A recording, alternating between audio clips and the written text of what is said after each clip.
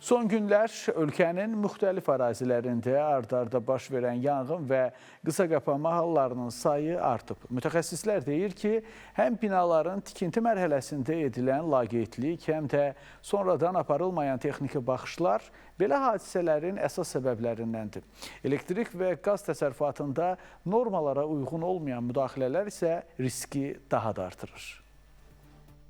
Paytaxtın Yasamal rayonu Mirəli Qaşqay küçəsində çoxmərtəbəli yaşayış binasında baş verən yanğın dünən Nərimanov rayonu Yusif Vəzir Çəmənzəminli küçəsində yerləşən 5 mərtəbədən ibarət olan Afin Plaza biznes mərkəzində baş verən güclü partlayışdan sonra çoxmənzilli binalarda təhlükəsizlik məsələləri yenidən gündəmə gəlib. Ardıcıl bu cür halların baş verməsi xüsusilə də çoxmərtəbəli binalarda yaşayan sakinləri də ciddi narahat edir. Havalandırma sisteminin işləməməsi, sonra yanğın sırğanacası, yanğın tüp balonlarının aktiv olub-olmaması, istifadə müddəti, istismar müddətinin olub-olmaması yoxlanmalıdır. Yəqin ki, yoxlanmır, ona görə də o hallar baş verir. Vətəndaşların öz diqqətsizliyi, məsuliyyətsizliyi, tez-tez yoxlanışlar nəzarət olmalıdır ki, bu kimi hadisələrin təkrarlanmasın. Qış gəldimi, nəzarət artmalıdır qaza.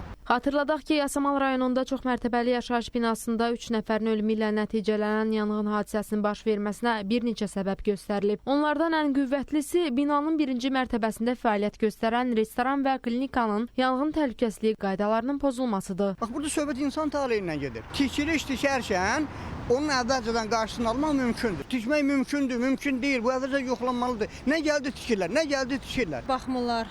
Kimsə gəlir obyekt götürür, istədiyini eləyir, heç kəs baxmır. Tədbir görülməlidir, yoxlanışlar olmalıdır. Təhlükəsizlik məsələləri üzrə ekspert Elmar Nurəliyev bildirib ki, bu kimi hadisələrin baş verməməsi üçün öncədən təhlükəsiz mühit yaradılmalıdır. Qaz təsərrüfatı saz vəziyyətdə olmalıdır. Qaz təsərrüfatına hər hansı bir kənar müdaxilələr etmək bu yol verilməzdir. Yalnız ixtisaslaşmış müəssisə tərəfindən hər hansı bir yer dəyişmə, təmir, quraşdırma işlərinin həyata keçirilməsi təmin edilməlidir.